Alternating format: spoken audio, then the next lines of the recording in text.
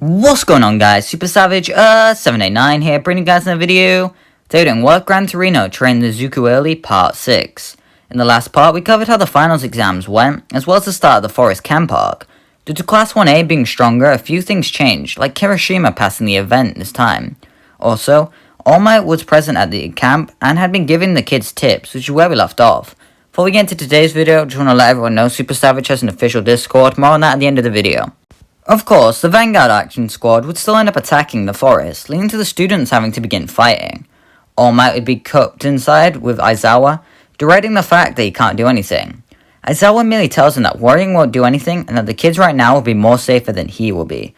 If he heads outside, he will be just a burden to them. While All Might doesn't want to admit it, he knows this is true. Meanwhile, Izuku is still go to Kota's aid, where he finds Muscular. At first he tried using his newly made shoot style, but begins to resort back to his punches upon being met with the fact that this was ineffective. The fight would still play out normally, except Izuku would be slightly more beaten up as a result of the initial fault. Kirishima, Bakugo, and Shoto would begin fighting against Moonfish. Due to the range he's able to attack from, they aren't able to get through. Kirishima will tell Shoto and Bakugo to be ready, because he's going to give them an opening. Bakugo remarks that the spikes are too strong, they'll just pierce his body. With a smirk over his face, Kirishima tells him that he isn't the same as he once was. Kirishima would begin running at Moonfish, activating his unbreakable form. He would of course be hit by the metal teeth of Moonfish, however the hardness of his body is able to power through and ricochet the attacks. He's able to get close enough to Moonfish, grabbing him in a full Nelson as he shouts for his classmates to do it. Both Todoroki and Bakugo shoot a blast of fire and explosions respectively, wiping out Moonfish as he's left unconscious on the ground.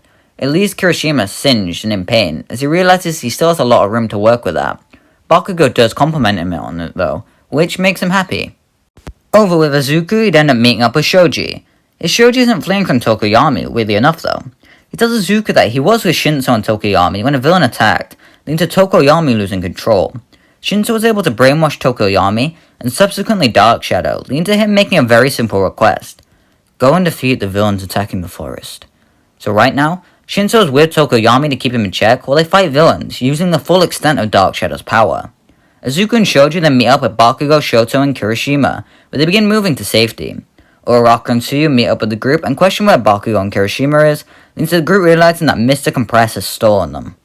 Like normal, the villains come into contact with the students as they begin to fight to try and get their friends back. Instead of Aoyama being responsible for saving one of them, Dark Shadow would arrive with Shinso riding him.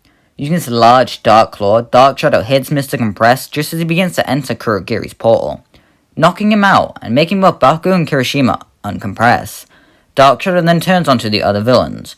Acting quickly, Darby fires a blast of flames which immediately takes down Dark Shadow, leaving him and Shinso with 2nd and 3rd degree burns. The Vanguard action squad then leave, downed a member and an abductee. Shigaraki would be rather annoyed upon seeing them return empty-handed, calling it a waste of time and resources for doing that. They've definitely lost that level. Darby remarks that if he had been there, they might have done something, leading to Shigaraki almost killing him. Thankfully, Kurogiri is able to ease the situation. Over the Year 1 students, a lot of them would be dealing with the wounds they sustained in hospital. Thankfully though, they'd all be a lot more at ease due to Bakugo not being kidnapped. Plus, now they have the location of the Nomu warehouse and the League of Villains bar. Overall, it means that they came out successful in that affair. Due to the absence of All Might, it's likely there would be a few more heroes called in to assist and to take down the bar. People like Mirko and maybe even Night Eye would be present to help stop the villains in the bar. Of course, the raid on the bar goes like normal, with everyone being apprehended and taken away by All For One. All For One would take down Best Genius and Mount Lady before going over to the group of villains. Due to All Might not showing up, the villains would have free reign right here, right now. So Shigaraki kills Best Genius, telling his master that the reign starts now. As he approaches Mount Lady, All For One tells him it's not his time to reign. So he forcefully activates Kurogiri and Magnus Quirk, leading to the villains being sent away. Mount Lady would channel all strength and radios in what happened to the other heroes. All For One would smile under his ventilator mask, glad that his bait had worked. Endeavor would head off from the bar, leaving the cleanup of the Nomu to the other heroes, as he shows up to stop the villain. All For One would remark how this new number 1 hero is a weak replacement for what All Might was, plus his quirk is a lot less valuable to him. Endeavor doesn't let his pride get in the way, knowing that if he gives in to his mockery, it will lead to a swift defeat. Endeavor would begin fighting All For One, doing about as well as All Might in canon. I imagine Endeavor would be about as strong as when he fought the high end, meaning that he'd be doing a rather decent job against All For One. I imagine that All For One would hold the advantage of the fight, however, due to Endeavor not having any experience to get him, as well as due to him having no reason to hold back, since he doesn't require this quirk. Using his Shockwave quirk, All For One would begin moving some of the flames towards the civilians, leading to Endeavor having to focus on saving them. Clearly the people being there is a weakness for Endeavor, and All For One knows this. Endeavor calls into his agency and asks them to begin evacuating the area. While they do begin trying, none of them have a quirk that's suited to this kind of stuff, meaning that they'll have to stall. Endeavor would be using his flames to coat his fists, going in for melee attacks, getting a few hits in on All For One. He even manages to scrape part of his helmet. All For One is now on a timer. His body would fail him otherwise, due to the ventilator being damaged. All For One stops holding back momentarily, and launches Endeavor backwards with another powerful shockwave. As he stands there breathing heavily, All For One tells him that he figured out his weakness. His flames hurt his lungs through overexposure. While Endeavor doesn't deny it, he tells All For One that he should worry about himself right now.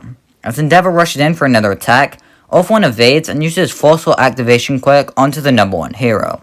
His flames begin shooting out uncontrollably, torching the nearby area as his lungs begin charring. Thankfully, Endeavor breaks off All For One's barbs as he begins trying to catch his breath. Endeavor knows he won't be able to take much more of that and begins thinking of a strategy to take him down. His mind goes blank with it as he realizes that he can't win.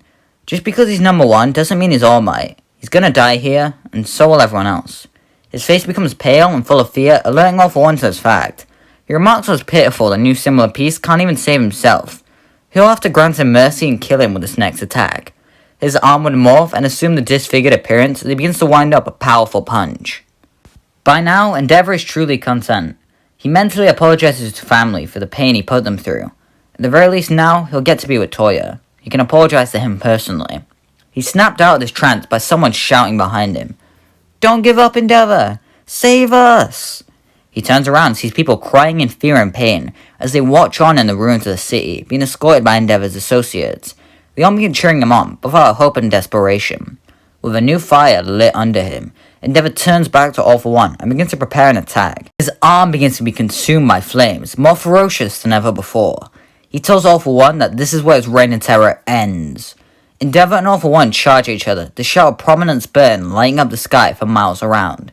Both of them are consumed in an orange inferno, as the very terrain becomes ash underneath them. From the cloud of soot and smoke, Endeavor and All For One both fall to the ground unconscious. The fight left them both noticeably wounded, with All For One's ventilator completely destroyed, and Endeavor missing his left arm all the way up to the elbow. The aftermath of this fight can be felt all over. Shoto and Fuyumi would go and see their father in the hospital, and sit by his bedside while he's recovering. His lung was almost completely incinerated, and he'll need to undergo a transplant before he can back into the field. Plus he'll be waiting for a prosthetic arm, which will take even longer. As for Natsuo, he would go to see his mother afterwards. He asks how she feels, and what she thinks, which Rei can't really answer. There's something different about him, more like he was when they first married. While she isn't ready to see him yet, I'm sure she'll be preparing to in the upcoming months. Over with the League, they'd all be watching the broadcast at the same time. Shigaraki would still be distraught, but that's the least of their worries. Darby would be enraged watching this, as he almost instinctively burns down their new hideout. Kurogiri requests Darby calm down once more, as there's nothing they can do about it now. He turns to Shigaraki and tells him that if Shigaraki tries to kill Endeavor before him, he'll kill him right then and there. Shigaraki merely ignores him, giving Darby the impression that he was clear. This is where we're going to leave our part 6 for right now though. Let me know what you guys thought of this part. I wasn't a big fan until we got to the Endeavor bit, and then I really enjoyed it, I'm not gonna lie to you. Give it a like, join the Discord, that's new. Yeah, you get sneak peeks, you can talk to fans, suggest ideas. I'm tired, I have to record like 3 other videos, so Bye.